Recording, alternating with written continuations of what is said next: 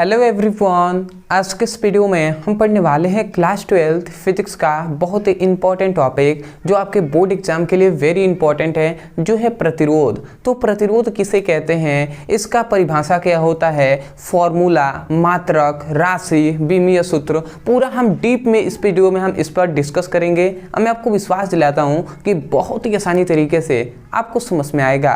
तो चलिए हम स्टार्ट करते हैं और जान लेते हैं कि प्रतिरोध वास्तव में होता क्या है।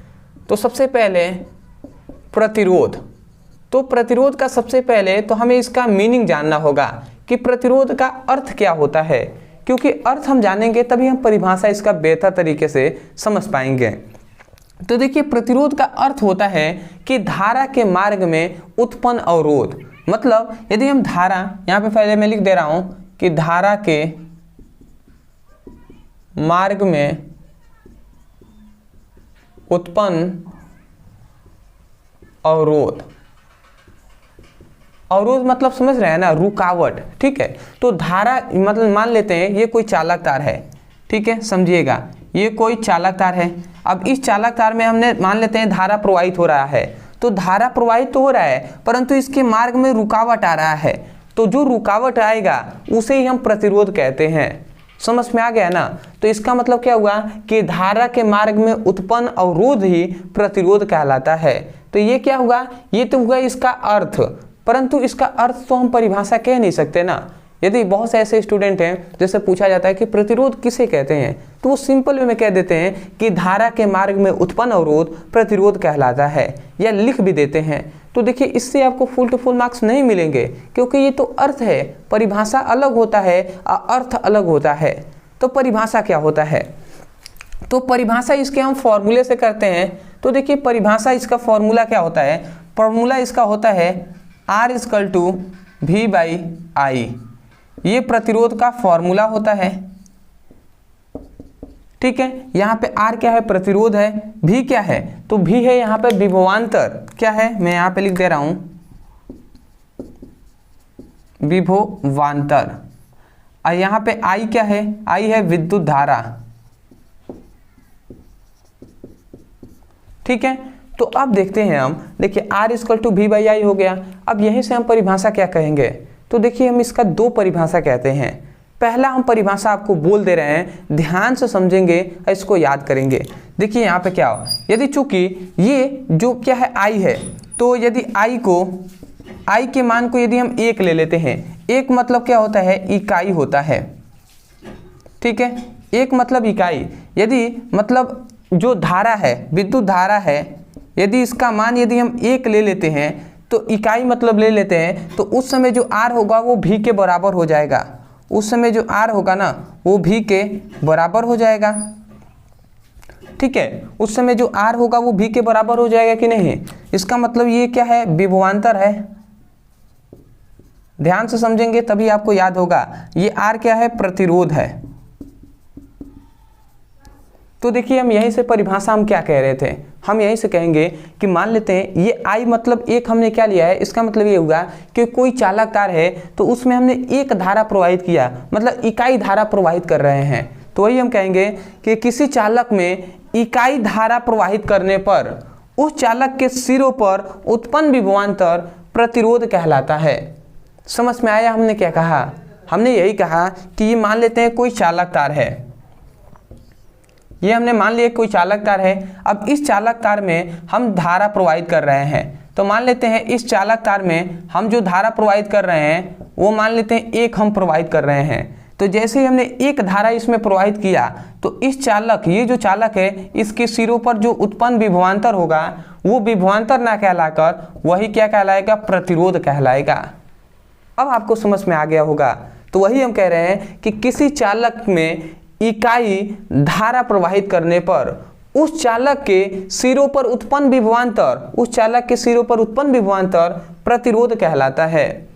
तो आशा करते हैं आप समझ गए होंगे। एक बार मैं सीक्वेंस में बोल रहा हूं, ध्यान से सुनिए और इसे लिखिए। आप यही कहेंगे कि किसी चालक में इकाई धारा प्रवाहित करने पर उस चालक के सिरों पर उत्पन्न विभवांतर प्रतिरोध कहलाता है। चलिए हम परिभाषा लिख देते हैं। परिभाषा आप क्या लिखेंगे, किसी चालक में इकाई धारा प्रवाहित करने पर उस चालक के सिरों पर उत्पन्न विभवांतर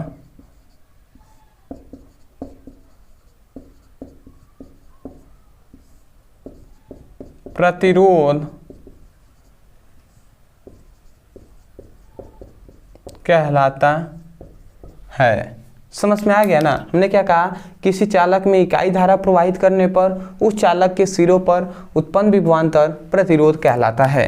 तो ये बात आप समझ गए। ये हुआ इसका पहला डेफिनेशन। अब आते हैं हम इसके दूसरे डेफिनेशन पे। देखिए इसका दूसरा डेफिनेशन क्या होगा। मान लेते हैं ये कोई चालक तार है।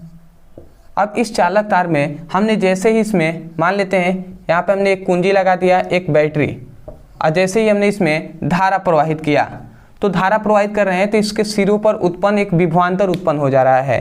तो यहाँ पे यही कहा जाता है कि किसी चालक के सिरों पर उत्पन्न विभवांतर, किसी चालक के सिरों पर उत्पन्न विभवांतर तथा उस चालक में प्रवाहित धारा के अनुपात को प्रतिरोध कहते हैं। ये भी एक परिभाषा है, इसको भी आप याद कर लीजिएगा। एक बार और मैं बोल रहा हूँ, ध्यान से सुनिए, ऐसे याद करने का प्रयास कीजिए। आप कहेंगे किसी चालक के सिरों पर उत्पन्न विभवांतर तथा उसमें प्रवाहित धारा के अनुपात को प्रतिरोध कहते हैं। तो ये प्रतिरोध का हमने अर्थ भी बता दिया, दो परिभाषाएं भी बता दिया, फॉर्मूला आपको पता ही है। और दो बात और जान लीजिए, इसमें सबसे पहला आपको याद रखना है इसका मात्रक। मात्रक होता है वोल्ट प्रति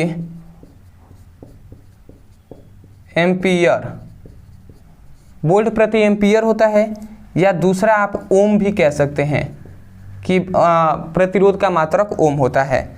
दूसरा एक और आपसे पूछ लिया जाता है कि कौन सी राशि है। तो ये मान लेते, ये जान लीजिए ये अदिश राशि है। ठीक है, कौन सी राशि? अदिश राशि। अब इसका बीमीय सूत्र आपसे पूछ लिया जाता है, तो इसका बीमीय सूत्र आप याद रखेंगे, मतलब बीमाएं, या बीमीय सूत्र भी कह सकते हैं। तो होता है Ml2T-3 A-2। तो ये इसका होता है बीमीय सूत्र। आप ध्यान से देख लीजिए, यहाँ पे बीमीय सूत्र हमने लिख दिया है Ml2T-3 A-2। तो ये हो गया इसका सबसे पहले अर्थ, परिभाषा, फिर फॉर्मूला, मात्रक, राशि और बीमीय सूत्र। पूरा हमने डीप में इस पर डिस्कस कर लिया है। अदरवाइज बीमीय सूत्र निकालना नहीं आता तो आप लिखिए यूट्यूब पर बीमीय सूत्र निकालना सीखें ब्रदर सर, इतना लिखकर सर्च करेंगे, वीडियो आपको मिल जाएगा, वहाँ से भी उसकी पढ़ाई कर सकते हैं। अदरवाइज चैनल पर नए होंगे तो चैनल को जरूर सब्सक्राइब कीजिएगा, क्योंकि आगे भी ऐसे ही कंटेंट आपके लिए प्रोवाइड कराते रहेंगे। और दूसरी बात, यदि आप सीरियस हैं क्लास 12 की पढ़ाई करने के लिए, तो आप जाइए चैनल के प्लेलिस्ट में, वहाँ पर फिजिक्स और केमिस्ट्री का प्लेलिस्ट मिल जाएगा। तो वहाँ से जाकर बेसिक टू हाई अपने सभी चैप्टरों का पढ़ाई कर सकते हैं। तो चलिए दोस्तों, आज के लिए इतना ही। मिलते हैं एक बेहतरीन टॉपिक के साथ, तब तक के लिए धन्यवाद। जय हिंद, जय भारत।